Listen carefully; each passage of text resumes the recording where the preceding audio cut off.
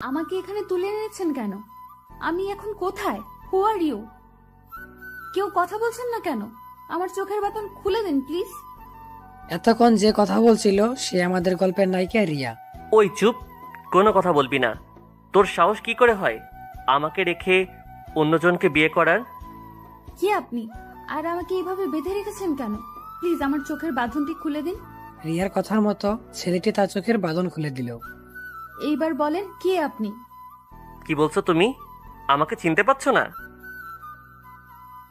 রিয়া ছেলেটির দিকে ভালোভাবে তাকিয়ে দেখে অবাক হয়ে গেল, কারণ ছেলেটি আর অন্য কেউ না, সেটা হচ্ছে সজীব।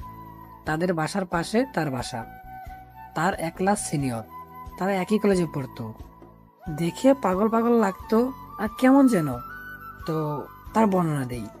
সে ছিল 6 ফুট লম্বা, ফর্সা, চুলগুলো বড় বড় আর চাপদারি। তাকে দেখে যে কোনো মেয়ে ক্রাশ খাবে। কিন্তু সে এতদিন কোথায় ছিল? আজ রিয়ার বিয়ে, সেটাও কিভাবে জানলো? সেটাও রিয়া বুঝতেছে না। আপাতত এইটুকু জানলে হবে। চলেন এখন গল্পতে ফিরি। আপনি? আর আমাকে এভাবে তুলে এনেছেন কেন? তোর সাহস কি করে হয় বিয়ে করার? কেন? আমি বিয়ে করতে পারবো না। আমি যেই ছেলেকে ভালোবাসি তার সাথে আমার বিয়ে হচ্ছে। এতে আপনার সমস্যা কোথায়? না, তার সাথে তোর কখনো বিয়ে হবে না। তোকে শুধু আমি ভালোবাসি, আর এটাই আমার সমস্যা, বুঝেছিস? কি বলছেন এসব? আজ আমার বিয়ে আর আপনি এখন এ কথা বলছেন? আর আপনি তো একটা পাগল। আমি কখনোই আপনাকে ভালোবাসতে পারবো না। আসলে আমাকে পাগল বলার একটা কাহিনী আছে, সেটা পরে শুনলেই চলবে। কি আমি পাগল? বলেই পেছন থেকে কি যেন একটা বের করলো, আর সেটা দেখে আমার গলা শুকিয়ে গেল। কারণ সজীবের হাতে যেটা ছিল সেটা হচ্ছে পিস্তল। তো কি বলছিলি? আমাকে ভালোবাসবি না? কখনোই না। আমি শুধু হৃদয়কে ভালোবাসি। কথাটা শোনার পর আমার চোখ আগুনের মতো লাল হয়ে গেল, আর হাতের পিস্তলটা নিয়ে রিয়ার সামনে বরাবর গুলি করলাম। গুলির আওয়াজ শুনে রিয়া চিৎকার করতে লাগলো, মনে করছে তাকেই গুলি করেছি। কিন্তু না, তাকে গুলি করিনি। তাহলে কাকে করলো সেটা দেখার জন্য রিয়া মাথা উঁচু করে দেখতে গেল। তখনই আমি রিয়ার গাল দুহাত দিয়ে ধরে রিয়ার ঠোঁটে কিস করতে লাগলাম। রিয়া বোকার মতো হয়ে গেল। তার সাথে কি হচ্ছে এখনো বুঝতেই পারছে না। রিয়া আমাকে ছাড়ানোর চেষ্টা করছে, কিন্তু তার হাত বাঁধার কারণে সে পারছে না। আর এইদিকে আমি রিয়ার ঠোঁটে পাগলের মতো চুষে যাচ্ছি। প্রায় 15 মিনিট হয়ে গেছে, তাও তাকে ছাড়ছি না। রিয়ার ঠোঁট দিয়ে রক্ত বের হয়ে যাচ্ছে, তাও রিয়াকে ছাড়ছি না। রিয়া তো ভয় পেয়ে গেল, তার সাথে হচ্ছেটা কি। 30 মিনিট পর আমি রিয়ার ঠোঁট ছাড়লাম। রিয়া মাথাটা উঁচু করে আমাকে বলল, আপনি কি পাগল? আমার ঠোঁট দিয়ে রক্ত বের করে দিলেন। আচ্ছা আচ্ছা সরি, চুপ করো, কোনো কথা হবে না। কিন্তু রিয়া সজীবের কোনো কথা না শুনে কান্না করেই যাচ্ছে। ওই চুপ! ধমক শুনে রিয়া চুপ হয়ে গেল, কোনো কথা বলবে না। ছি! আর সজীব রিয়ার রক্ত দেখে পাগল হয়ে গেল। ভালোবাসা মানুষটার যদি কষ্ট হয় তাহলে কেউই ভালো থাকতে পারে না। তাই সজীবও পেল না। সজীব কি করবে বুঝতেই পারছে না। কি পরে এসেছো এইসব? অন্য কিছু পরে আসতে পারোনি? আজ আমার বিয়ে, তাই শাড়ি পরে আছি। ওই চুপ! আর একবার যদি বিয়ের কথা মুখে শুনি খুন করে ফেলবো। আমার কথা শুনে ভয় পেয়ে আর কিছু বলল না। আমি রিয়ার ঠোঁটের দিকে এগিয়ে গেলাম। ওই কি করছেন আপনি? বললাম না কোনো কথা বলবে না। রিয়া কিছু বলল না, কারণ সে জানে রিয়ার কোনো কথাই সে শুনবে না। তবে সজীবের গোষ্ঠী মনে মনে উদ্ধার করে দিচ্ছে। সজীব আর কোনো উপায় না পেয়ে তার শার্ট দিয়ে রিয়ার ঠোঁটে লেগে থাকা রক্ত সব মুছে ফেললো। রিয়া তো সজীবের কাণ্ড দেখে অবাক হয়ে আছে। রিয়া বলল, আচ্ছা, এইবার তো আমাকে ছেড়ে দিন। আমার বিয়ের সময় হয়ে যাচ্ছে। মা বাবাও আমাকে খুঁজছে। সেটা তো আর কখনো হবে না। মানে? মানে হচ্ছে আমি ছাড়া অন্য কারোর সাথে বিয়ে হবে না তোমার। বললেই হলো নাকি? আমি যেটা বলবো সেটাই হবে। প্লিজ আমাকে ছেড়ে দিন। আমার বিয়ের সময় পেরিয়ে যাচ্ছে। রিয়া মুখে বলছে কিন্তু মনে মনে অনেক খুশি, কারণ সে হৃদয়কে বিয়ে করতে চাচ্ছে না। বিয়েটা কার সাথে করবে? কেন? আমার বরের সাথে। কিন্তু সে তো নেই। নেই মানে? আমি তাকে উগান্ডায় পাঠিয়ে দিয়েছি। হোয়াট?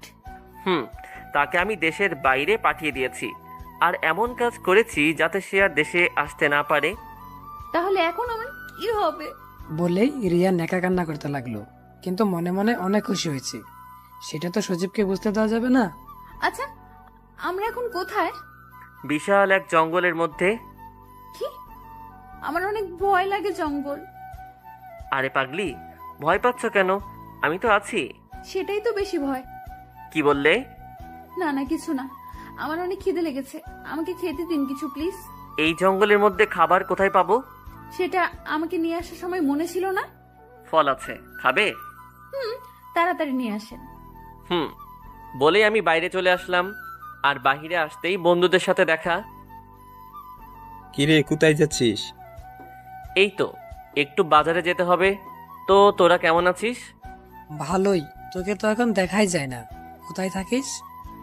কোথায় আবার থাকবো, বাসায়। আমি কি বলছি, তুই পুকুরে থাকিস? আচ্ছা বাদ দে সব, পরে কথা হবে। Okay bye. তারপর ওদেরকে বিদায় দিয়ে ফল কেনার জন্য সোজা বাজারে চলে গেলাম। আর এইদিকে রিয়া ভাবছে সে আজ কোন বিপদে পড়েছে। অন্য কোথাও হলে সে এতক্ষণ পালিয়ে যেত, কিন্তু এই জঙ্গলের জন্য যাবে না, কারণ রিয়া ছোটকাল থেকে জঙ্গল ভয় পায়। এইসব কথা ভাবতে ভাবতে দেখলো গুন্ডাটা চলে এসেছে। এই নাও। আমার তো হাত পা বাঁধা, কিভাবে খাবো? আমি কিভাবে বলবো? আচ্ছা, আমার হাতের বাঁধন খুলে দেন। কখনো না। আজব তো, তাহলে আমি কিভাবে খাবো? আচ্ছা, আমি খাইয়ে দিচ্ছি। অনেক ক্ষুধা লেগেছে, তাই কিছু বললাম না। দেন। কিন্তু কিছুক্ষণের মধ্যেই রিয়ার ক্ষুধা মিটে গেল সেই গুন্ডাটার কাণ্ড দেখে, কারণ সে তার ঠোঁটে করে আপেল নিয়ে রিয়ার বরাবর আসতেছিল। ওই ওই থামেন, আমি খাবো না। কেন? আমার খিদে নেই। ও আচ্ছা ঠিক আছে, আমি একাই খাই। বলেই গুন্ডাটা আমার সামনে থেকেই খেতে লাগলো। কি যে করি, খিদেও লেগেছে অনেক। আর গুন্ডাটা যেভাবে দিতে চাচ্ছে সেটা আমি মরে গেলেও খাবো না। আর এদিকে সজীব খেয়ে রিয়ার থেকে একটু দূরে বসলো। রুমের মধ্যে মোমবাতির আলো জ্বলার কারণে ঠিকভাবে দেখতে পাচ্ছে না গুন্ডাটা কোথায়। কিছুক্ষণ পরে উদার জ্বালায় থাকতে না পেরে রিয়া, ওই হ্যালো মিস্টার, কোথায় আপনি? আজব তো, কোথায় গেল? অন্ধকার রুমে আমার ভয় করছে। হ্যালো, আমার কথা কি শুনতে পাচ্ছেন? কেউ কথা বলছে না। রিয়া এবার ভয় পেয়ে কান্না করতে লাগলো। রিয়ার কান্না শুনে পাশের রুম থেকে সজীব দৌড়ে তার কাছে আসলো। কি হয়েছে পাগলি, তুমি কান্না করছো কেন? কান্না করছি কেন সেটা জানেন না? ও তোমার ক্ষুধা লেগেছে, তাই তো? হুম। দিব, তবে সেই আগের ভাবেই। ক্ষুধার জ্বালায় আর কিছু বললাম না। দেন। আমি তো মহা খুশি। তারপরে দেখলাম গুন্ডাটা তার মুখে একটা আপেল নিয়ে আমার কাছে এগিয়ে আসলো। ক্ষুধা লাগার কারণে আমিও কিছু বললাম না।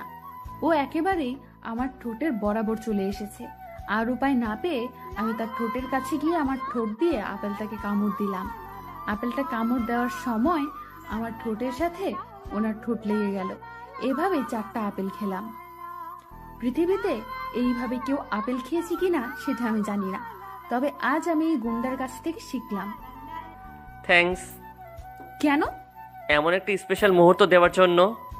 শালা লুচ্চা, একা একটা মেয়েকে পেয়ে সুযোগের সদ্ব্যবহার করে নিলি। কিছু কি বললে? কুকু কুকু কই? কিছু না তো। আচ্ছা তুমি বসো, আমি ফ্রেশ হয়ে আসি। ফ্রেশ হবেন মানে? ও সরি, তোমাকে মিথ্যে বলেছি। আমরা এখন আমার বাসায় আছি, কোনো জঙ্গলে নেই। কি?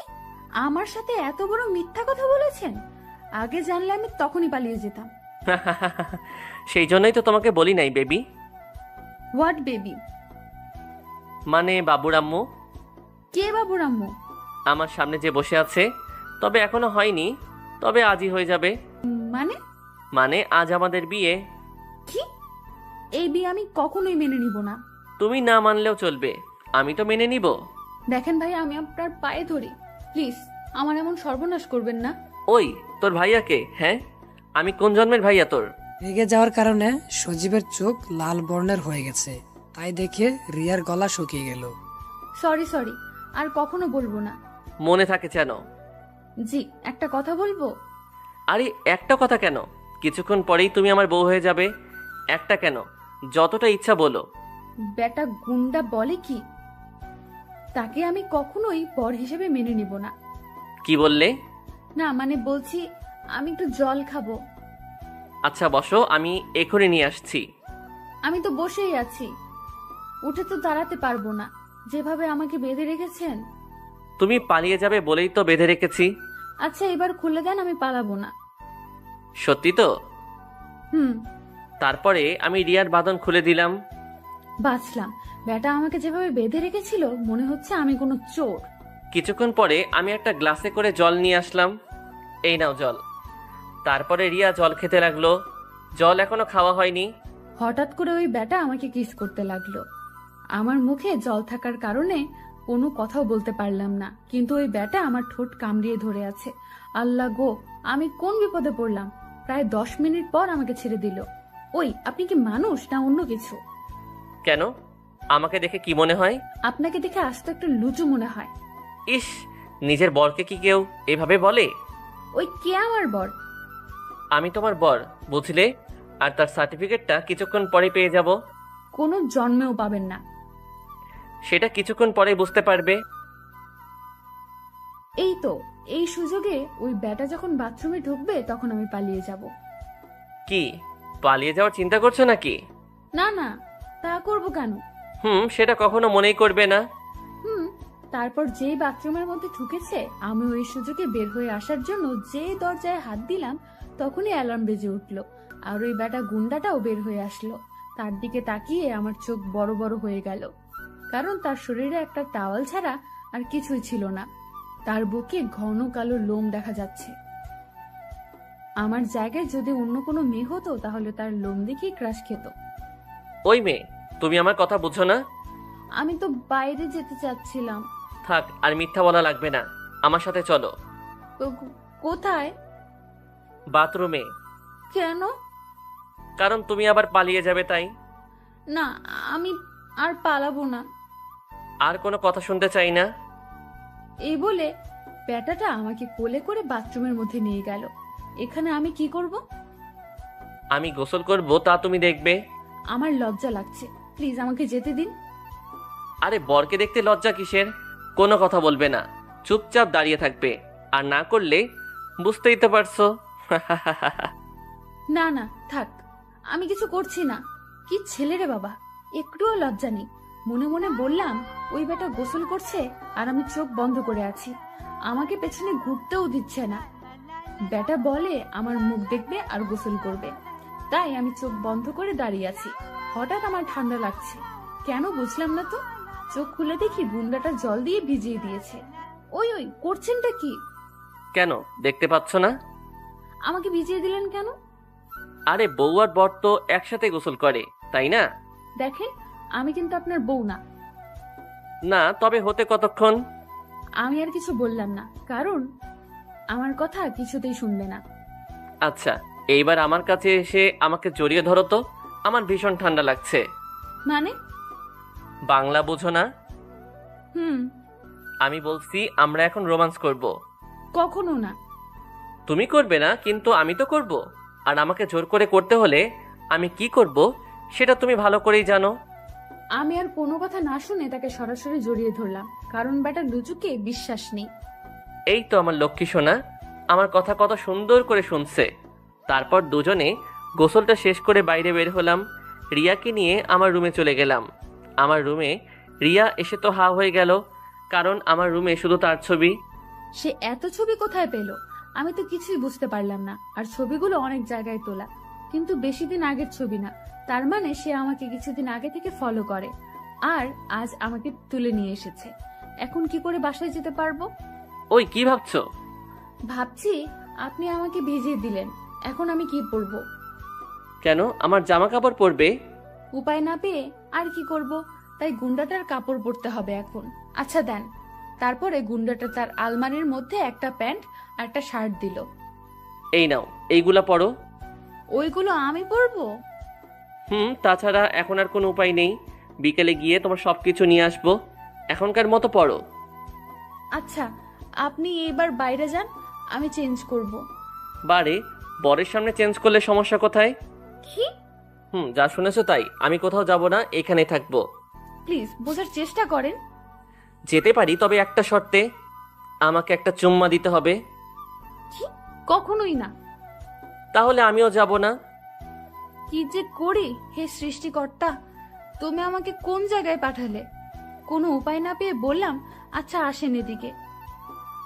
আমার বলতে যেইটুকু দেরি, কিন্তু তার আসতে এত দেরি হয়নি। আচ্ছা চোখ বন্ধ করুন। কেন? আমার লজ্জা করে। আচ্ছা। গুন্ডাটা চোখ বন্ধ করলো, আর আমিও কি বিপদে পড়ে গেলাম। তার কপালে একটা চুম্মা দিলাম। এইটা কি হলো? কেন চুম্মা দিলাম? এইভাবে না। বলেই ব্যাটা আমার ঠোঁট তার ঠোঁটে রেখে আমার ঠোঁটের 12টা বাজাতে লাগলো। এতক্ষণ থেকে এটাই বুঝলাম যে এই পাগলের কাছ থেকে আমাকে কেউ বাঁচাতে পারবে না। 10 মিনিট পরে আমাকে ছেড়ে দিল। এইটা চুম্মা, বুঝলে? বলে শয়তানি হাসি দিয়ে বাইরে চলে গেল সজীব। রিয়া সজীবের ড্রেস পরেই বাইরে আসলো। দেখে সজীব সোফার উপরে বসে টিভির খবর দেখছে। আর খবর যেটা, সেটা হচ্ছে রিয়াকে নিয়ে, মানে রিয়াকে দেখাচ্ছে। আচ্ছা, আপনারা হয়তো রিয়ার ব্যাপারে কিছুই জানেন না, তাহলে চলুন রিয়া সম্পর্কে কিছু জেনে আসি। আমি নীলান্তিকা আহমেদ রিয়া, বাবা মায়ের একমাত্র রাজকন্যা। আমার বাবা পুলিশ কমিশনার, আর পুলিশ হওয়ার কারণে আমাকে কিডন্যাপ করার কথা বলছে। শোনেন, আমার বাবা একজন পুলিশ। যদি আমার বাবা জানতে পারে তাহলে আপনাকে কখনোই ছাড়বে না। সেটা জানার আগে তার একটা নাতিন হয়ে যাবে। মানে? মানে আমার শ্বশুর জানার আগে আমাদের কিউট একটা মেয়ে হয়ে যাবে। আপনি কি পাগল?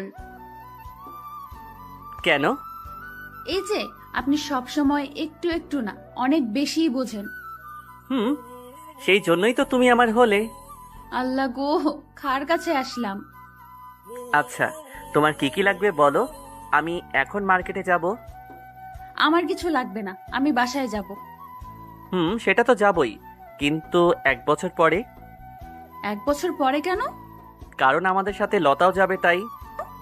লতা কে? ওই যে বললাম না, আমাদের একটা কিউট মেয়ে হবে, তার নাম রাখবো লতা।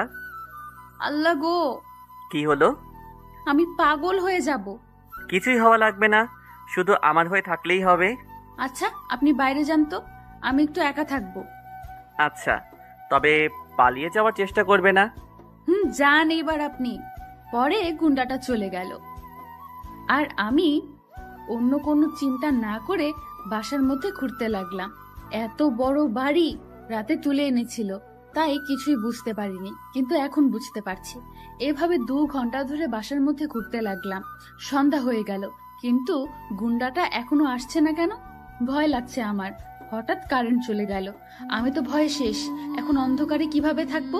আর কিছু না ভেবে লাগালাম চিৎকার। চিৎকার করে কান্না করতে লাগলাম। তখন শুনতে পেলাম বাইরে থেকে কে যেন দরজা খুলছে। আমি দৌড় দিয়ে তার কাছে গিয়ে তাকে জড়িয়ে ধরে কান্না করেই যাচ্ছি। এই রিয়া, রিয়া, কি হয়েছে তোমার? কান্না করছো কেন? তার কথা শুনে বুঝলাম এটাই সেই গুন্ডা। ওই কি হয়েছে তোমার? আপনি সেই কখন গেছেন? আমার একা বাসায় থাকতে ভয় লাগে। সেটা আমাকে আগে বলবে তো। আমি কোনো কিছু বললাম না। আচ্ছা চলো ভিতরে এখন। তারপরে দুজনে ভিতরে চলে আসলাম। এই দেখো, তোমার জন্য কত কিছু নিয়ে এসেছি। আমার কিছুই লাগবে না, আমি বাসায় যাব। ওই চুপ, আর একবার বাড়ির কথা বললে খুন করে ফেলবো। বলেই আমি রিয়ার গলা চেপে ধরলাম। রিয়া নিঃশ্বাস না নিতে পেরে কাশতে লাগলো। তখনই আমি রিয়াকে ছেড়ে দিলাম। দেখলাম রিয়া হাঁপাচ্ছে, চোখ মুখ লাল হয়ে গেছে রিয়ার। আমি দৌড় দিয়ে জল নিয়ে আসলাম, তারপর রিয়াকে জল খাইয়ে দিলাম। কি ভেবেছে কি করে ফেলি কিছুই বুঝতে পারি না। কিছুটা দূরে গিয়ে কাচের টেবিলের উপরে বাড়ি দিলাম। সাথে সাথে আমার হাত কেটে অনেক রক্ত বের হতে লাগলো। তাও কোনো কিছু না দেখে দেওয়ালে আরো ঘুষি দিতে লাগলাম। তখনই রিয়া এসে, কি করছেন আপনি? আপনি কি পাগল হয়ে গেলেন? এই হাত তোমাকে অনেক কষ্ট দিয়েছে, তাই একে তো কষ্ট পাওয়াই লাগবে, বলে আবারও ঘুষি দিতে লাগলাম। আমি তার হাত ধরে নিয়ে এসেই সোফায় বসিয়ে দিলাম। না লাগবে না, তুমি আগে বলো তুমি এই বাড়ি ছেড়ে কোথাও যাবে না। আপনি কি পাগল? প্লিজ বলবেন কোথায় আছে? এসব কথা পরে বলবেন। না তুমি আগে বলো, তারপরে আমি বলছি। আল্লাহ, কোন ছেলের পাল্লায় পড়লাম রে! আগে বলতে বলছি। আচ্ছা, আমি কোথাও যাব না, এবার বলেন। সত্যি তো? সত্যি সত্যি সত্যি, 3 সত্যি। আচ্ছা, এইবার আমাকে জড়িয়ে ধরো। কি? আমি পারবো না। তাহলে আমিও বলবো না। গুন্ডাটার রক্ত বের হয়েই যাচ্ছে, কিন্তু তাই নিয়ে তার কোনো মাথা ব্যথা নেই। আমিও আর কিছু না বলে তাকে জড়িয়ে ধরলাম। আচ্ছা, এবার তো বলেন। আমার রুমে টেবিলের উপরে রাখা আছে। রিয়া আর কোনো কথা না শুনে সজীবের রুমে দৌড়ে চলে গেল। রিয়া রুমে গিয়ে ড্রেসিং নিয়ে এসে সজীবের হাতে ব্যান্ডেজ করে দিল। আমার না অনেক ভালো লাগছে। ভালো লাগছে মানে? এই যে, আমার হাত না কাটলে তো তুমি এইভাবে আমার যত্ন নিতে না। আপনি কি সত্যিই পাগল? শুধু তোমার জন্য। আচ্ছা, বাসায় কি খাওয়ার কিছু আছে? না। আচ্ছা, আমি বাইরে গিয়ে খাবার কিনে আনছি। আপনাকে কোথাও যাওয়া লাগবে না। বাসায় কি কাঁচা বাজার আছে? হুম। রান্নাঘর কোন দিকে বলেন, আমি রান্না করছি। না না, থাক, তোমাকে রান্না করা লাগবে না, আমি বাইরে থেকে কিছু কিনে আনছি। বেশি কথা বলবেন না, চুপচাপ শুয়ে থাকেন। তারপরে সজীব আর কিছু বলল না। রিয়া রান্না করে ঘরে চলে গেল। যা যা ছিল তাই রান্না শেষ করে সজীবের রুমে গেল। রিয়া রুমে গিয়ে দেখলো সে ঘুমিয়ে পড়েছে। সজীবের গায়ে হাত দিয়ে ডাকতে গিয়ে দেখলো সজীবের অনেক জ্বর এসেছে। রিয়া এখন কি করবে কিছুই বুঝতে পারছে না, কিন্তু বাসায় তো ঔষধও নেই, কি করবে এখন? এইসব ভাবতে থাকে রিয়া। আবার এই পোশাকে তো বাইরেও যেতে পারবে না, কি করবে এখন যে কিছুই বুঝতেছে না। তখনই মনে পড়ল সজীব তো কাল রাতে মার্কেটে গিয়েছিল, দেখলো ব্যাগগুলো পাশেই রাখা। ব্যাগটা বের করে দেখতে পেল 3টা কালো বোরকা আর কিছু জামা কাপড়। তাড়াতাড়ি বোরকা পরে বাইরে চলে গেল। বাসার নিচেই ফার্মেসি দোকান ছিল, তাই সেখান থেকে ওষুধ নিয়ে আবার চলে আসলো। তখন রিয়ার একটা কথা মনে পড়ছিল। গুন্ডাটাকে একা রেখে কোথাও যাওয়া যাবে না। একদিনই তার উপরে কেমন যেন মায়া জমে গেছে। ওষুধ নিয়ে তার কাছে আসলাম। ওই ওঠেন, এবার কিছু খেয়ে ওষুধ খেয়ে নিন। কিন্তু সজীবের কোনো শব্দ পেল না। রিয়া কিছুটা ভয় পেয়ে তার মাথায় হাত দিয়ে ডাকতে লাগলো। কিছুক্ষণ পরে সে চোখ খুলল। কিছু খেয়ে নিন। সজীব ঘুম থেকে উঠে খেতে গিয়েও খেতে পারল না, কারণ তার হাতে তো ব্যান্ডেজ করা। রিয়া সেটা বুঝতে পেরে তাকে খাওয়ানোর জন্য তার মুখের সামনে খাবার নিয়ে গেল। নিন, খেয়ে নিন। বিশ্বাস করো রিয়া, তোমাকে অনেক ভালোবাসি। তুমি কোথাও যেও না আমাকে ছেড়ে, তাহলে আমি মরেই যাব। আচ্ছা, আমি কোথাও যাচ্ছি না, এখন খেয়ে নিন। তারপরে সজীব আর কিছু বলল না। খাওয়া শেষ করে তাকে ওষুধ খাইয়ে দিল। ওষুধ খেয়ে ঘুমিয়ে পড়ল সে। বুঝলাম না, এই মানুষটা এমন কেন? কিভাবে একজনকে এত ভালোবাসতে পারে? দেখলাম যে ঘুমিয়ে গেছে। হঠাৎ তার বিছানার পাশে একটা ডায়েরি দেখলাম। সেটা হাতে নিয়ে পাশে বসে পড়তে লাগলাম। ডায়েরির প্রথম পৃষ্ঠাতে আমার নাম দেওয়া, তাই পড়ার ইচ্ছাটা একটু বেশিই কাজ করছে, তাই পড়তে লাগলাম। আমি সজীব সেন, লেখাপড়া শেষ করে বর্তমানে ঘুরে বেড়াই। বাবা মা আছে, কিন্তু তাদের ভালোবাসা কখনো পাইনি। তারা দেশের বাইরেই থাকে সব সময়। আমার দেশে থাকতে ভালো লাগে, তাই এইখানেই থাকি। তেমন কোনো ভালো বন্ধু নেই, যারা আছে তারা শুধু আমার টাকা আছে বলেই আছে। একা একা থাকতে থাকতে এখন আর খারাপ লাগে না। কিন্তু হঠাৎ একদিনে একটা মেয়েকে রাস্তায় একজন বৃদ্ধাকে সাহায্য করতে দেখি। তাকে সবার থেকে একটু আলাদা মনে হয়, তাই তার সম্পর্কে জানার জন্য খোঁজ নিলাম। খোঁজ নিয়ে জানতে পারলাম তার নাম রিয়া, আমার পাশের গলিতেই থাকে। আস্তে আস্তে তাকে ভালো লাগতে শুরু করে, আর ভালো লাগা থেকে কবে যে ভালোবেসে ফেলেছি সেটা বুঝতেই পারি নাই। তাই তাকে ভালোবাসার কথাটা বলার জন্য তার কাছে যাই, কিন্তু সেই অন্য একটা ছেলেকে ভালোবাসতো। তার সাথে সুখে থাকবে বলে আমি না বলা ভালোবাসার কথা আমার মনের মধ্যেই রাখলাম। কিন্তু একদিন জানতে পারলাম সেই ছেলেটা প্লে বয়। তখন আমার রিয়ার কথা ভেবে অনেক কষ্ট পেলাম। তখনই আমি রিয়াকে ফোন দিলাম আর তার সাথে কথা বললাম যে তার বফ একটা খারাপ ছেলে। কিন্তু রিয়া সেটা না শুনে আমাকে অনেক অপমান করে, তাই আমি তার ফোনে তার বফের ছবি দিয়ে সিমটা বন্ধ করে রেখেছিলাম। তার মানে এই সেই ছেলে যার জন্য আমি একটা খারাপ ছেলের হাত থেকে বেঁচে গিয়েছিলাম। এই ছেলেকে কত খুঁজেছি, কিন্তু কোথাও পাইনি। এইসব কথা বলে রিয়া আবার পড়তে লাগলো। এইভাবেই চলছিল আমার জীবন। একদিন একটা মার্কেটের পাশ দিয়ে যাচ্ছিলাম, হঠাৎ একটা নীল শাড়ি দেখে দাঁড়িয়ে পড়লাম, কারণ যে নীল শাড়িটা কিনছিল সেটা রিয়া ছিল। কিন্তু সে না কিনে চলে গেল। পরে আমি ভিতরে গিয়ে জানলাম যে সেই শাড়িটা তারা অন্য কাস্টমারের কাছে বিক্রি করে দিয়েছে। আমি তাকে অনেক বুঝিয়ে নিয়ে আসলাম, কিন্তু ততক্ষণে রিয়া চলে গিয়েছিল। নীল শাড়ির সাথে নীল কাচের চুড়িও কিনেছিলাম। যদি কখনো তার সাথে দেখা হয় তখন তাকে দিয়ে দিব, কিন্তু সেটা আর হলো না। সেই দিন রাতে মা আমাকে ফোন দিয়ে আমেরিকায় যেতে বলল। বাবা নাকি অসুস্থ, তাই আমি চলে গেলাম। কিন্তু না, আমাকে মিথ্যে বলে তারা আমাকে আমেরিকায় নিয়ে আসলো আর তাদের বিজনেস পার্টনারের মেয়ের সাথে আমাকে বিয়ে দেওয়ার কথা বলল। কিন্তু আমি না করে দেই এবং বলি আমি একটা মেয়েকে ভালোবাসি। কিন্তু তারা আমার কোনো কথা না শুনে আমাকে একটা রুমের মধ্যে বন্ধ করে দিল আর আমাকে 7 দিন না খাইয়ে রাখে। পৃথিবীর এমন বাবা মা আছে কিনা সেটা আমি জানি না, তবে পরে জানতে পারি তারা আমার আপন বাবা মা নয়। আমার বাবা মা অনেক আগেই মারা যায়। তারা ছিল আমার মামা মামি। আমার সম্পত্তির জন্যই এত ভালো সেজে এসেছে এখানে। রাত দিন বন্ধ রুমে থাকতে হতো আমাকে আর না খেয়ে, কিন্তু আমার তেমন খারাপ লাগতো না, কারণ আমার কাছে রিয়াকে দেওয়া সেই শাড়ি আর চুড়ি ছিল, সেটা দেখে রাত পার করতাম। কিন্তু একদিন শুনলাম যে মামা মামি আমাকে মেরে ফেলে আমার সম্পত্তি তাদের নামে করে নিবে। তখন আমি অনেক কষ্ট পেয়েছিলাম। তখন আমি এইসব না ভেবে তাদেরকে সব সম্পত্তি দিয়ে পালিয়ে দেশে চলে আসলাম। যে দেশে কেউ না থাকুক, রিয়া তো আছে, তার সাথে সারা জীবন কাটিয়ে দিতে পারবো। কিন্তু দেশে এসে শুনি রিয়ার নাকি আজ বিয়ে। তখনই মরে যেতে ইচ্ছা করছিল, যে যার জন্য এত কিছু ছেড়ে চলে আসলাম সেই আজ অন্য কারো হয়ে যাচ্ছে। কিন্তু কিছুক্ষণ পরে মনে আসলো যে রিয়া শুধু আমার, যেভাবেই হোক আমি তাকে নিজের করে নিবই। প্রয়োজনে তাকে জোর করে আমার করে রাখবো। সেই দিন রাতেই রিয়াকে তুলে নিয়ে আসলাম। একটা ছেলে আমাকে এত ভালোবাসে যে আমার জন্য এত কিছু ছেড়ে দিয়ে চলে এসেছে। এই কথা ভাবতে ভাবতে কখন যে চোখ দিয়ে জল বেরিয়ে ডায়েরির উপরে পড়েছে জানতেই পারে নাই রিয়া। এসব ভাবতে ভাবতে রিয়া ওখানেই ঘুমিয়ে পড়ে। সকালে ঘুম থেকে উঠে দেখে গুন্ডাটা আমাকে জড়িয়ে ধরে তার বুকের উপর নিয়ে শুয়ে আছে। আমার নিঃশ্বাস নিতে কষ্ট হলেও আজ কেন যেন বিরক্ত লাগছে না। তার পাগলামিগুলো আজ কেন যে ভালো লাগছে, কিন্তু কেন লাগছে সেটা বুঝতে পারছি না। আমি ওঠার চেষ্টা করলেও পারছি না। কি যে করি এখন? অনেক কষ্ট করে বের হয়ে চলে আসলাম। আর এইদিকে সজীব ঘুম থেকে উঠে দেখে রিয়া নেই। আর তখনই এক লাফ দিয়ে উঠে পড়ে।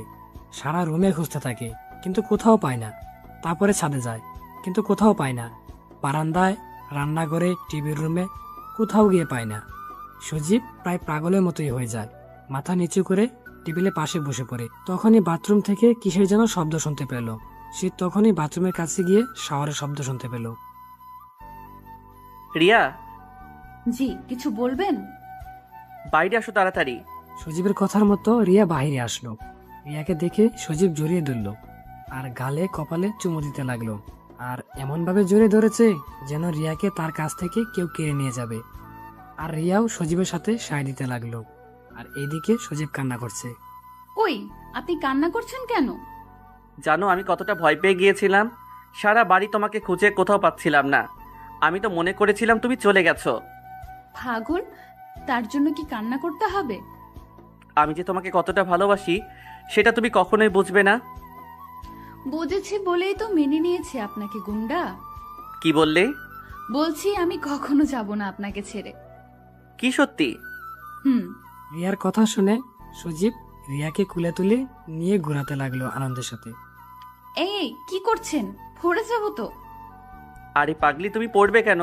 তুমি তো আমার বুকের মধ্যেই আছো।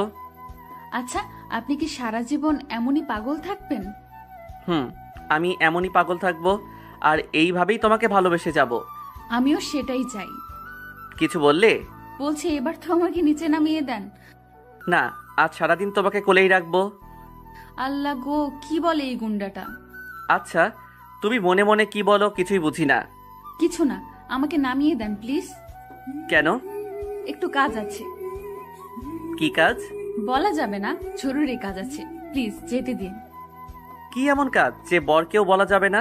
আগে বলবে, পরে যেতে দিব। আল্লাহ, এই গুন্ডাটা তো আমার জীবনকে তেজপাতা বানিয়ে দিবে। কি হলো, বলছো না কেন? না, কোথাও না। ও আচ্ছা, চলো ছাদে যাই। এই সকালে ছাদে কেন?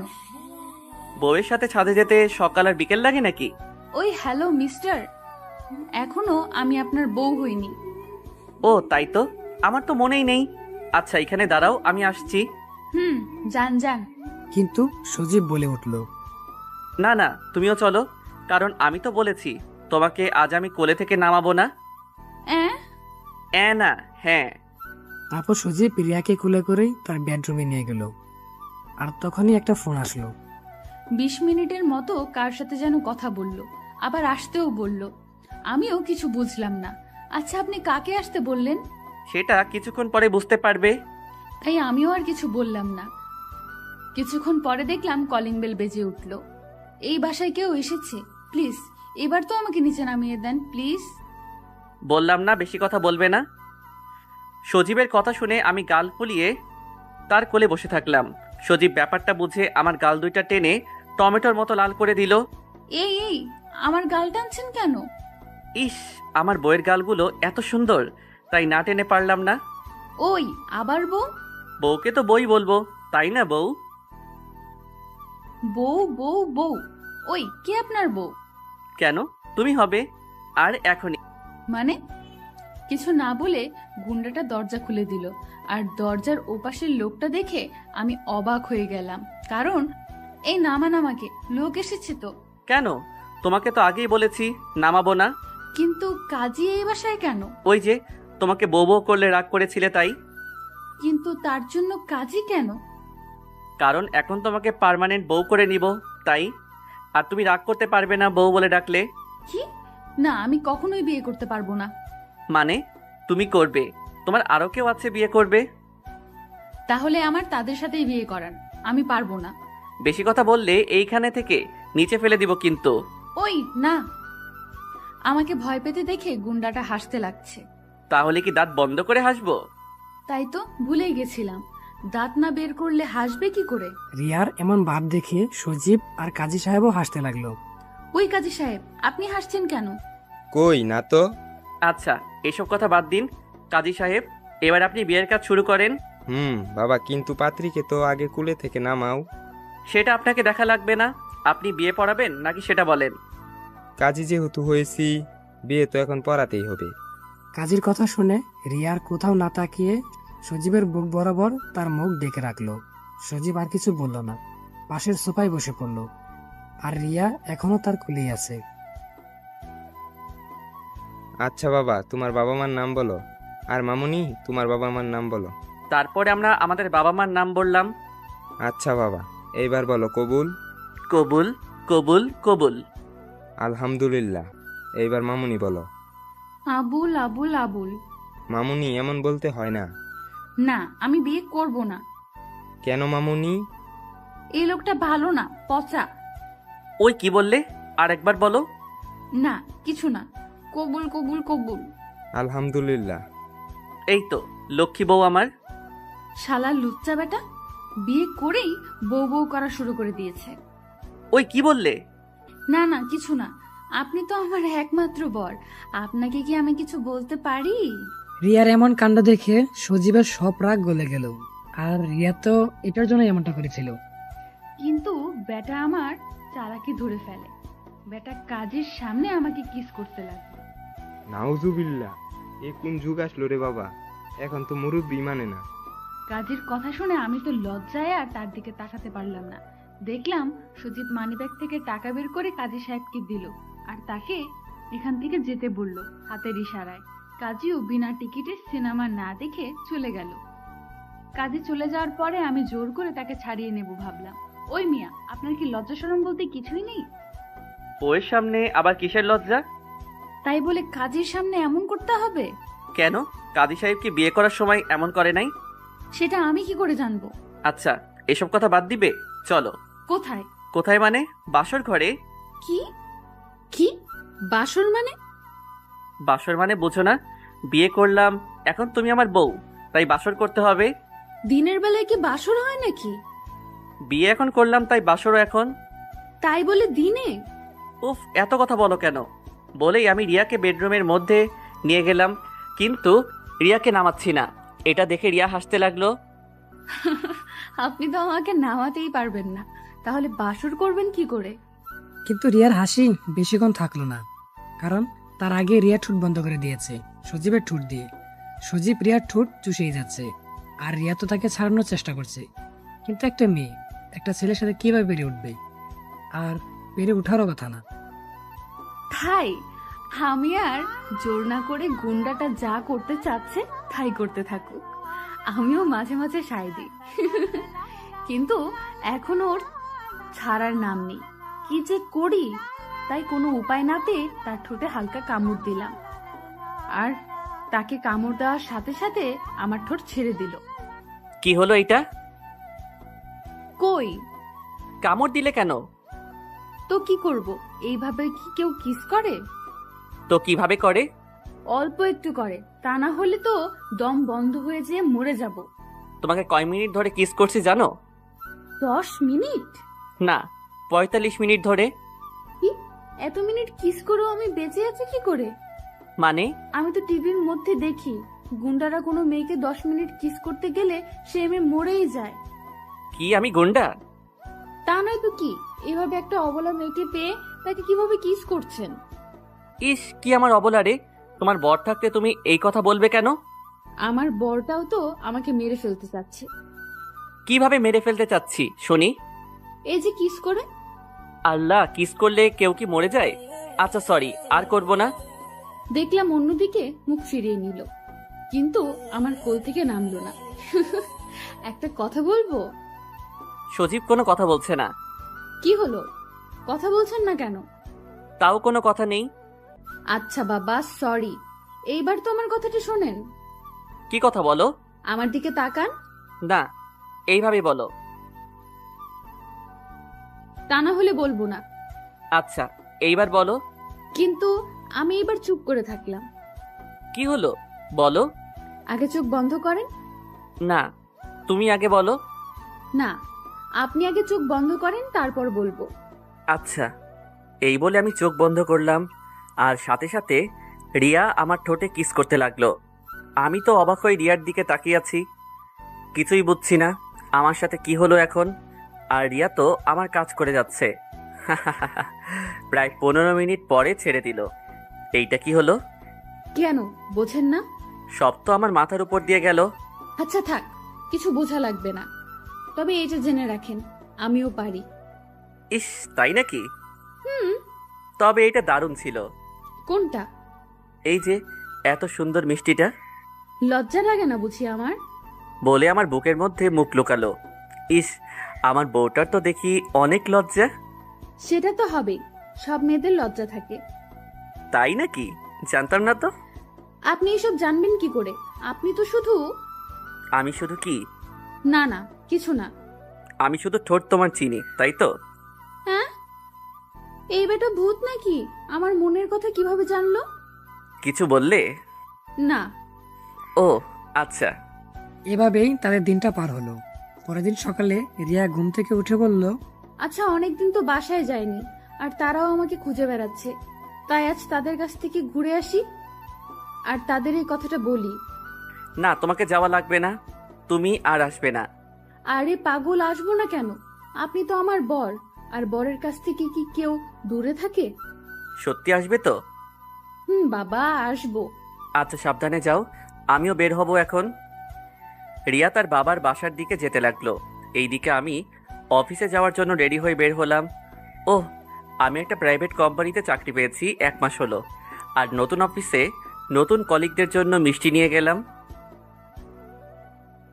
আরে ভাইয়া, মিষ্টি কেন? বিয়ের মিষ্টি। কার বিয়ে? আমার বিয়ের। কি আপনার বিয়ে মানে? আপনি কবে বিয়ে করছেন? আগামীকাল। আমাদের কাউকে দাওয়াত দিলেন না? সরি, আসলে বিয়েটা হঠাৎ করে হয়ে গেছে। তবে আপনাদের সবাইকে অন্য একদিন দাওয়াত করে বাসায় নিয়ে যাব। আচ্ছা। বলে সবাই সবার কাজে মনোযোগ দিল। সজীবও কাজ করতে লাগলো। কিছুক্ষণ পরে রিয়ার কাছে ফোন দিল, কিন্তু রিয়া ফোন ধরল না। মনে করলো যে সে হয়তো বিজি আছে, তাই ধরছে না। এদিকে সজীব কাজ করতে করতে আর রিয়ার কথা মনে পড়লো না। কাজ শেষ করে বিকালে বাসায় গেল সজীব, কিন্তু বাসায় গিয়ে রিয়াকে দেখলো না। তাই রিয়ার কাছে ফোন দিল, কিন্তু তার নাম্বার বন্ধ দেখাচ্ছে। কি ব্যাপার? রিয়ার নাম্বার বন্ধ কেন? আর এখনো আসলো না কেন? তাহলে কি রিয়া আমাকে মিথ্যা কথা বলে চলে গেল?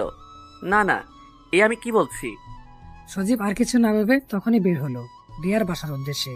সজীবের বাসা থেকে রিয়ার বাসায় যেতে 2 ঘন্টা সময় লাগলো।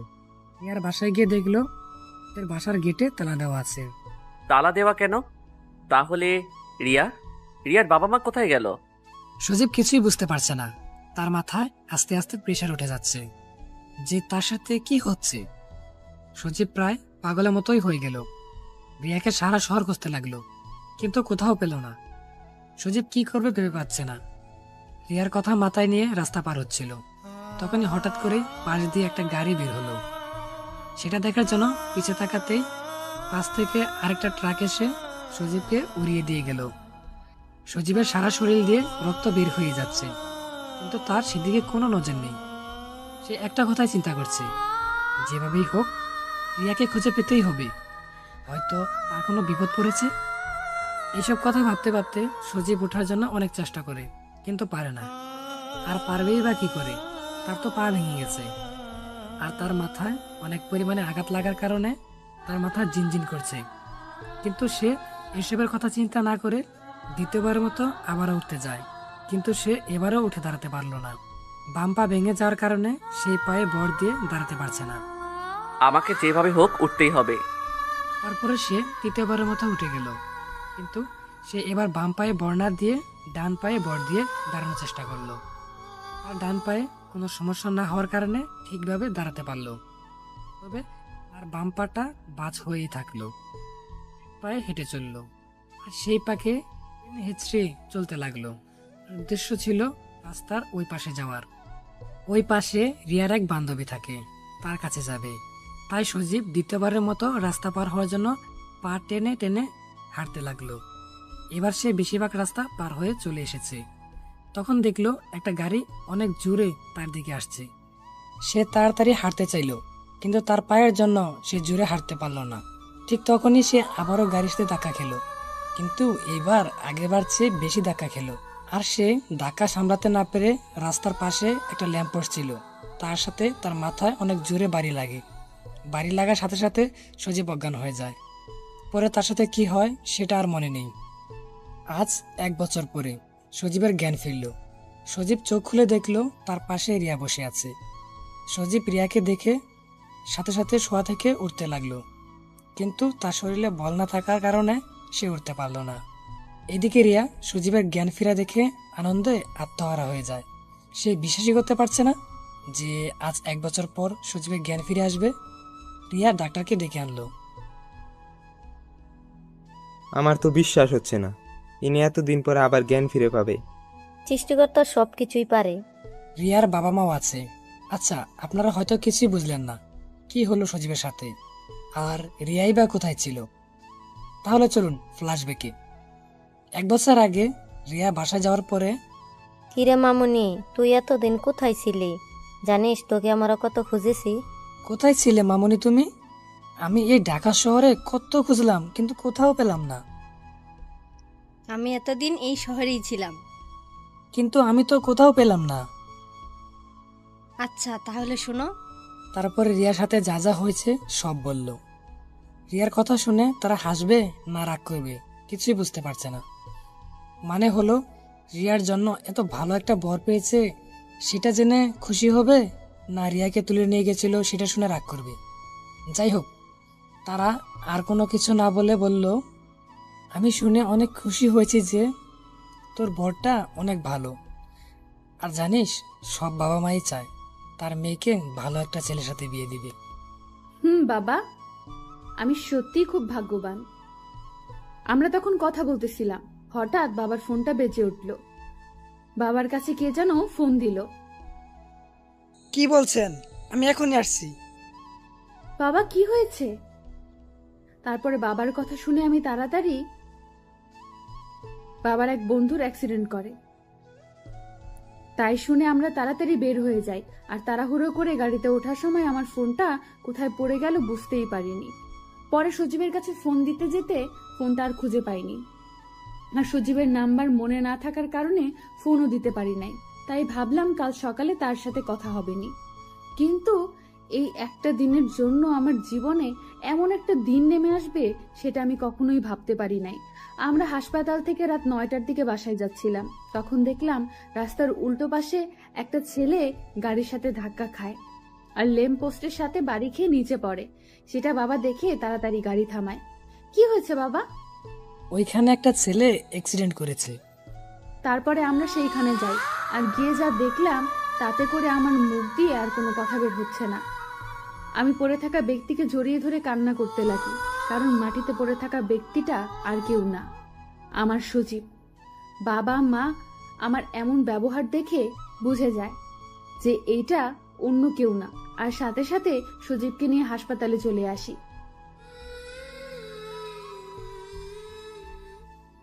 তারপরে ডাক্তার তাকে নিয়ে গেল। কান্না করিস না মা, সবকিছু ঠিক হয়ে যাবে। আমার জন্য ওর এমন হয়েছে। তোমার জন্য মানে? আমি যদি তাকে আগে থেকেই ফোন দিয়ে বলে রাখতাম তাহলে আজ এমন কিছুই হতো না। দেখ মা, সৃষ্টিকর্তা হয়তো এমন কিছু চেয়েছেন, তাই হয়েছে। তুই চিন্তা করিস না, সৃষ্টিকর্তার উপরে ভরসা রাখ, দেখবি তিনি সব কিছু ঠিক করে দিবেন। সেটাই যেন হয়। আমি তো তাকে ভীষণ ভালোবেসে ফেলেছি। আমরা কথা বলছিলাম, তখনই ডাক্তার বের হয়ে আসলো। আমি তার কাছে দৌড়ে গিয়ে বললাম, ডাক্তার, সজীবের কি অবস্থা? কেমন আছে এখনো? কি হলো ডাক্তার, কিছু বলছেন না কেন? আসলে আমরা অনেক চেষ্টা করলাম, কিন্তু তার ফল কিছুই হলো না। ডাক্তারের আর কোনো কথা না শুনে রিয়া ওখানে বসে কান্না করতে লাগলো। প্লিজ এভাবে কান্না করবেন না, আমার কথাটা তো আগে শুনেন। কি শুনবো? তাকে আর বাঁচানো যাবে না, এটাই তো? না, সেটা নয়। তাহলে কি? আসলে তার মাথায় অনেক জোরে বাড়ি লাগার কারণে তার ব্রেন ড্যামেজ হয়ে যায়, আর সে কোমায় চলে গিয়েছে। জানি না আর কখনো সে ফিরে আসতে পারবে কিনা। ডাক্তারের কথা শেষ না হতেই রিয়া বসা থেকে উঠে দৌড়ে সজীবের কাছে গেল। সজীবের মুখে অক্সিজেন দেওয়া আছে, কোনো শব্দ পাওয়া যাচ্ছে না। রিয়ার পেছনে পেছনে তার বাবা মাও আসলো। রিয়া তার মাকে ধরে কান্না করতে লাগলো। আমার সাথে এমন হলো কেন মা? আমি তো তাকে সত্যিই ভালোবেসে ফেলেছিলাম। কান্না করিস না, সবকিছু ঠিক হয়ে যাবে। কই ঠিক হলো মা? তাকে তো আমার জীবন থেকে কেড়ে নিল। না মা, যদি তোর ভালোবাসা সত্যিই হয় তাহলে দেখিস উপর আল্লাহ তোকে তোর সজীবকে ফিরিয়ে দিবেন। সেটাই যেন হয় মা। তারপরে রিয়ার দিন গোনা শুরু হলো, আর তার বিশ্বাস ছিল যে সৃষ্টিকর্তা তার কাছে সজীবকে আবার ফিরিয়ে দিবে। আস্তে আস্তে দিন মাস সব চলে গেল, কিন্তু সজীবের কোনো পরিবর্তন হয়নি। সবাই আশা ছেড়ে দিল যে সে আর ভালো হবে না, কিন্তু রিয়ার এখনো বিশ্বাস আছে যে সজীব আবার ভালো হয়ে উঠবে। রিয়া সৃষ্টিকর্তার উপরে অধিক ভরসা রাখার কারণে সৃষ্টিকর্তাও তার কথা শুনল। একদিন সকালে সজীবের হাত পা আস্তে আস্তে কেঁপে উঠল আর চোখ খুলল। এই দেখে রিয়া ডাক্তারকে ডেকে আনলো। আমার তো বিশ্বাস হচ্ছে না যে 1 বছর পরে কেউ আবার স্বাভাবিক হয়ে উঠতে পারে। সৃষ্টিকর্তা চাইলে সব সম্ভব। আচ্ছা, আমরা কি এখন সজীবকে নিয়ে যেতে পারি? তবে একটা কথা মনে রাখবেন, তাকে কোনো কিছুর উপরে চাপ দিবেন না। বেশি চাপের কারণে অতিরিক্ত ভাবলে মাথার সমস্যা হবে। জি আচ্ছা। এরপর সেই গুন্ডাকে নিয়ে আমাদের বাসায় চলে আসলাম। ইস, এখন আর সে গুন্ডা নয়, এখন তো আমার বর মশাই। তো আমার বর মশাইকে বাসায় নিয়ে আসলাম। রিয়া, মা তুই সজীবকে তোর রুমে নিয়ে যা।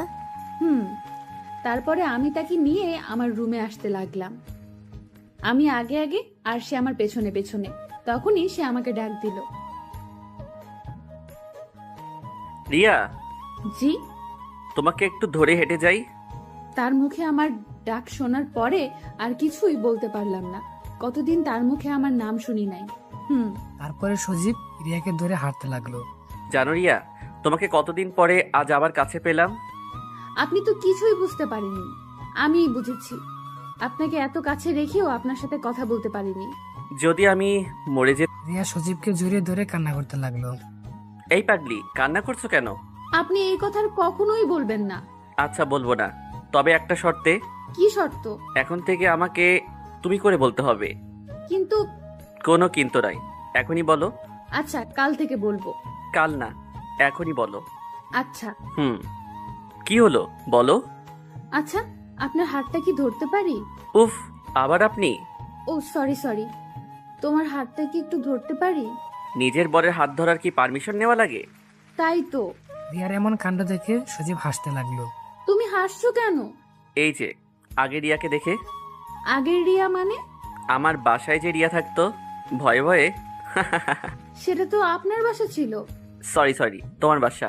কিন্তু এখন তুমি আমার বাসায় আছো। তুমি কিছুই করতে পারবে না, আর আমাকেও ভয় দেখাতে পারবে না। তাই নাকি? হুম। রিয়াকে আর কিছু বলতে না দিয়েই সজীব রিয়াকে কুলে তুলে নিল। এই এই কি করছো? ছাড়ো, পড়ে যাবো তো। কেন পড়ে যাবে কেন? ডাক্তার তোমাকে বেশি কথা বলতে নিষেধ করলো না, আর তুমি আমাকে কোলে নিয়েছো, তোমার কষ্ট হবে তো। হুম, কিন্তু ডাক্তার তো আর বলে নাই নিজের বউকে কোলে নেওয়া যাবে না, আর বউয়ের সাথে রোমান্সও করা যাবে না। আল্লাহ গো, কি ছেলে আমার কপালে দিলে। কেন, কি হয়েছে? এইটা আমার বাসা। তো কি হয়েছে? আমাকে দেখে ভয় তো পাও একটু। আবার হাসছো? হাসবো না তো কি করব? আচ্ছা প্লিজ, তুমি আর বেশি কথা বলো না। আচ্ছা, কথা বলবো না, কিন্তু মুখে বলা বাদে অন্য কিছু করব। অন্য কিছু মানে? আচ্ছা, তোমার রুম কোথায়? এখনো তো পৌঁছালাম না। ওই যে, এটাই আমার রুম। আচ্ছা, ভিতরে চলো। হুম। বাবা, এত সুন্দর রুম। কেন, তোমার পছন্দ হয়নি? হুম, তবে একটা জিনিস বাদে। কি সেটা? তুমি। মানে? মানে এত সুন্দর রুমে তোমাকে দেখতে পেতনির মতো লাগছে। কি বললে? আচ্ছা, তোমার নীল শাড়ি আছে? হুম, কিন্তু কেন? আচ্ছা, এখনই বের করো। আচ্ছা। বলে রিয়া নীল শাড়ি বের করে আনলো। হুম, নাও। আচ্ছা দাঁড়াও, দরজা আগে বন্ধ করে আসি। এবার তো বলো, কি করবে শাড়ি দিয়ে? হুম, আচ্ছা এবার তুমি সবকিছু খুলে ফেলো। খুলে ফেলবো মানে? খুলে ফেলবে মানে এখন আমি তোমাকে শাড়ি পরাবো তাই? কি? কখনোই না। ও বুঝেছি, আগের সজীবের রূপ ধারণ করতে হবে, আর আগের সজীব হলে তোমাকে কি করবে সেটা ভালোই বুঝতে পারছো। না না, থাক, খুলছি। তারপর রিয়া সবকিছু খুলে ফেললো, আর সজীব বেচারা রিয়ার দিকে হা করে তাকিয়ে রইল। কি মিস্টার, এভাবে হা করে থাকবেন নাকি শাড়িটা পরিয়ে দিবেন? ও হ্যাঁ, দিচ্ছি। তারপরে সজীব রিয়াকে শাড়ি পরাতে লাগলো। শাড়ি পরা প্রায় শেষ, শুধু রিয়ার নাভির নিচে কুচিটা গুজে দিল, আর হালকা স্বাভাবিকভাবেই রিয়ার নাভিতে একটা চুম্মা দিল। কিন্তু সজীব তো আর জানতো না যে রিয়া আর স্বাভাবিক নেই। রিয়ার ভেতরে একটা জ্বর বয়ে চলছে। রিয়ার সাথে সাথে সজীবের চুল চেপে ধরে সজীবের মাথাটা তার নাভি বরাবর চেপে ধরলো। এবার সজীবও পাগল হয়ে গেল রিয়া ছোঁয়া পেয়ে। এবার দুজন দুজনকেই ধরে পাগলের মতো কিস করতে লাগলো। আর কিছুক্ষণ পরে তারা ভালোবাসার রাজ্যে হাউডুবু খেতে চলে গেল। সকালবেলা পাখির কিচিমিচির সাথে যুগ হয়েছে রিয়ার মার ডাকাডাকি। রিয়া এবার বিরক্ত হয়ে বলল, কি হয়েছে মা, ডাকছো কেন? কিছু হয়নি, তাড়াতাড়ি বাহিরে আয়। আচ্ছা তুমি যাও, আমি আসতেছি। রিয়া চোখ ডলতে ডলতে উঠে বসে বিছনা থেকে নামতে যাবে, তখনও সজীব তার হাত ধরে বলল, কোথায় যাওয়া হচ্ছে আমাকে রেখে? মা ডাকছে। আর কিছুক্ষণ থাকো না? না, আমি ফ্রেশ হতে যাচ্ছি। কিছুক্ষণ পর রিয়া ফ্রেশ হয়ে বের হলো। এই যে কিছুক্ষণ পরে এসে যেন দেখি তুমি ফ্রেশ হয়ে বসে আছো। ওকে? ওকে মহারানী। রিয়া মিষ্টি একটি হাসি দিয়ে তার মায়ের কাছে চলে গেল। এখন বলতে গেলে কাকটাকা ভোর যাকে বলে। চারদিকে সবে সূর্যের কোমল আলো এসে ছুঁয়ে যাচ্ছে। কোমল মোলায়েম একটা আলোর ছাটা এসে পড়েছে রিয়াদের বারান্দায়। কয়েকটা চড়ুই পাখি যেন নিজেদের মধ্যে গুরুত্বপূর্ণ বিষয় নিয়ে কিচির মিচির করে আলোচনা করেই যাচ্ছে, কিন্তু কয়েকটা কাক হয়তো আলোচনা না করে তুমুল স্বরে ঝগড়া করেই যাচ্ছে। এসবের দিকে মনোযোগ কাটিয়ে পিছনে তাকিয়ে দেখি রিয়া দাঁড়িয়ে আছে। তুমি কখন এলে? এই তো, কি করছিল আমার বর্মশাই? এই তো, তুমি বিহীন একা সূর্যের মায়া ভরা এই অপরূপ আলো দেখছিলাম মহারানী। ও মা, গুন্ডাটা এসব বলে কি? এই কি বললে? কিছু না। এই, তুমি এখনো ফ্রেশ হও নাই? তাড়াতাড়ি ফ্রেশ হয়ে আসো। তারপর আমি ফ্রেশ হয়ে সবাই মিলে নাস্তা সেরে বসে আছি। তখনই রিয়ার মা, হ্যাঁ মা ভালো। আচ্ছা বাবা, তুমি কি কোথাও যাবে নাকি? হ্যাঁ মা, একটু বাইরে থেকে ঘুরে আসতে মন চাইছে আর কি। তাহলে সাবধানে যেও বাবা। তারপর বাইরে বের হতে যাব, তখনই রিয়া ডাক দিল। কোথায় যাচ্ছ? ডেটিং এ যাচ্ছি গো। ভাবতে কেমন যেন লাগছে। ডেটিং এ যাচ্ছ মানে? ডেটিংয়ে যাচ্ছি মানে ডেটিংয়ে যাচ্ছি। তুই আমাকে রেখে এখন আরেক মেয়ের সাথে ডেটিং এ যাচ্ছিস? দাঁড়া, তোর ডেটিং ছুটাচ্ছি। আরে জান, তুমি রাগ করো কেন? রাগ করবো না? তুই আরেক মেয়ের সাথে ডেটিং করবি আর আমি রাগ করবো না? মনে হয় এখন বোমা ফাটবে। আরে জান, তোমার সাথে আমি মজা করছিলাম। মজা করছিলে না? দাঁড়াও, তোমার মজা করা বের করছি। তুমি কি চাও আমি আগের সজীবকে জাগিয়ে তুলি? তখনই ফোনটা আমার বেজে উঠলো। দেখ দেখ, মনে হয় ফোন দিয়েছে, ফোনটা ধর। আরে রিয়া, আমি তোমার সাথে মজা করছিলাম। এখন মজা না, ফোন ধর, না হলে বাড়ি দিলাম। ফোন ধর বলছি। আচ্ছা ধরছি। তাও বাড়ি দিও না বউ, হাতের বাড়ি খেলে মান সম্মান ধুলাই বৃষ্টি অন্ধকার হয়ে যাবে। কি রে, তুই এখনো ফোন ধরস নাই কেন? তুই কি চাস আমি তোকে বাড়ি দেই? দাঁড়াও ধরছি। হ্যালো, দেখেন আপনি রং নাম্বারে ফোন দিচ্ছেন। ওই ভালোভাবে কথা বল। হ্যালো আপু, আপনি কোথায় ফোন দিয়েছেন? এই তুমি আমাকে আপু বলছো কেন? আর আজ না আমাদের ডেটিং এ যাওয়ার কথা? এই আপনি কে? আর আমি কখন আপনাকে বললাম ডেটিংয়ে যাওয়ার কথা? জানেন আমার বউ আছে। বাবু, কেন আমার সাথে দুষ্টুমি করছো? দেখো রিয়া, মেয়েটা মিথ্যা বলছে, আমি কিছু জানি না। তুই যদি না জানতি তাহলে বললি কেন ডেটিং এ যাবি? আমি তো মজা করে বলছি। কি হলো বাবু, তুমি কার সাথে কথা বলছো? এই সেরি, কে তোর বাবু? হ্যাঁ, এই তুমি কি আমার উপর রাগ করেছো? তুমি জানো আমি না আজকে তোমার পছন্দ করা নীল শাড়ি পরে আসবো ভেবেছি। কি মাইন্ডকে চিপায় ফাইসা গেছি। মজা কর, আরো মজা কর। সজীব তুই গেলি, এখন রিয়ার দিকে তাকিয়ে দেখি রিয়ার রাগে ঘন ঘন করছে। তোর অন্য মেয়ের সাথে ডেটিং করা আজকে বের করছি, দাঁড়া। একথা বলেই রিয়া আমার কলার ধরে টানতে টানতে বাসার ভিতরে নিয়ে গেল। তারপর থেকে শুরু হলো স্বামীর ওপর বউয়ের অত্যাচার। কেমন লাগে ডেটিং করতে? ও মা গো, বাঁচাও গো, আমার ভুল হয়েছে। সত্যি বলছি, আমি তোমার সাথে মজা করছি। তখনই একটা মেয়ে আসলো আর বলল, কেমন লাগলো দুলাভাই? কেমন লাগলো মানে?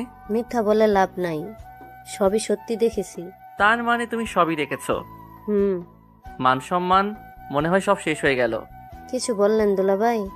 তোমার বোনকে বলো না আমার ভুল হয়ে গিয়েছে। আমাকে আর যে আসলে দুলাভাই, এটা রিয়ার প্ল্যান করে করা, এখানে আমার কিছু করার নেই। এই, তুই যা তো এখন এখান থেকে। মেয়েটি যা বললো তা কি সত্য? সব সত্য। তুমি আমাকে এভাবে মারতে পারলে? এ কথা বলতেই রিয়া কোথায় যেন চলে গেল। আর কিছুক্ষণ পর হাতে করে মলম নিয়ে আসলো আর আমাকে মলম লাগাতে থাকলো। আমি কিছু বুঝতেছি না। কেন পারবো না? তুমি যখন আমাকে কিডন্যাপ করেছিলে, বেঁধে রেখেছিলে, তখন আমার কেমন লাগছিল জানো? তার মানে তুমি আমার সাথে প্রতিশোধ নিলে? প্রতিশোধ না, তোমাকে বোঝালাম এভাবে জোর করে কিডন্যাপ করে বাসায় আটকে রেখে ভালোবাসা হয় না। আমার তখন কিডন্যাপ করা ছাড়া আর কোনো উপায় ছিল না। প্যান্টটা খুলো। প্যান্ট খুলবো? কি বললো এসব? প্যান্টটা খুলতে বলছি, খুলো। প্যান্ট করে কি করবে শুনি? আমি কি আমার বাবুটাকে কষ্ট দিতে পারি? তাই একটু মলম লাগিয়ে দিব। না থাক, লাগবে না। কেন লাগবে না? অবশ্যই লাগবে। আমার ব্যথা নেই। তুমি বললেই হলো ব্যথা নাই? আমি জানি না তোমার কতটা ব্যথা করছে। এ কি মোর জ্বালা, কি আর করা। তারপর মলম লাগাতে লাগলো। এতক্ষণ মেরে টেরে এখন মলম লাগানি হচ্ছে। এই আস্তে ব্যথা লাগে তো। একটু ব্যথা তো লাগবে, কোনো টেনশন নেই, এখন সব ঠিক হয়ে যাবে। এইভাবেই মলম লাগাতে লাগাতে চলে গেল 1টি বছর। রিয়া রিয়া, আমার ব্লেজারটা কোথায়? রিয়া ড্রয়িং রুম থেকে চেঁচিয়ে বলল, বেডে। আমার ফোন কোথায়? টেবিলে। আমার ওয়াচ কোথায়? টেবিলে। আমার পারফিউম কোথায়? টেবিলে। এবার সজীব রেগে গেল। টেবিলের সামনে দাঁড়িয়ে কোমরে 2 হাত রেখে দাঁতে দাঁত চেপে বলল, আমার জেল কোথায়? টেবিলে। এবার আর নিজেকে আটকাতে পারলো না, রুম থেকে বেরিয়ে গেল। এই মেয়ে কি বুঝে না যে কেন সজীব তাকে ডাকছে, নাকি বুঝেও না বুঝার ভান করছে?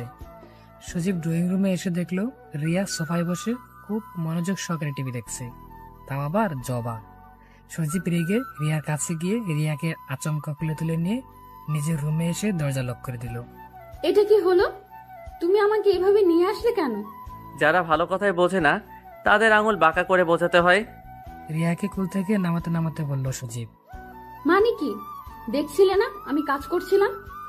হ্যাঁ দেখেছি, তুমি কি কাজ করছিলে। এখন একটা ভালো কাজ করো। কি ভালো কাজ? ব্রুকুচকে বলল রিয়া। আমাকে অফিসে 8 ঘন্টা থাকার এনার্জি দাও। ও হ্যালো, আমি এখন কোনো এনার্জি দিতে পারবো না, জানতো? গুন্ডা, তার নাকি আবার এনার্জি লাগবে। সরুন, আমার জবা শেষ হয়ে যাচ্ছে। বলে রিয়া সজীবকে সরিয়ে রুম থেকে বেরোনোর জন্য দরজা অব্দি গেল, কিন্তু বাইরে যেতে পারলো না। তার আগেই সজীব রিয়ার হাত ধরে তাকে দেয়ালের সাথে মিশিয়ে নিল। তুমি দিতে পারবে না তো কি হয়েছে, আমি তো নিতেই পারি। বলেই রিয়াকে আর কিছু বলার সুযোগ না দিয়ে রিয়ার ঠোঁটে চেপে ধরল। রিয়াও আর বাধা দিল না, ভেসে যেতে লাগলো ভালোবাসার সাগরে। আজ সজীবের জন্য অনেক বড় একটা সারপ্রাইজ অপেক্ষা করছে, কারণ আজ রিয়া সজীবের কানে কানে বলবে, গুন্ডা সাহেব, আপনি বাবা হতে চলেছেন।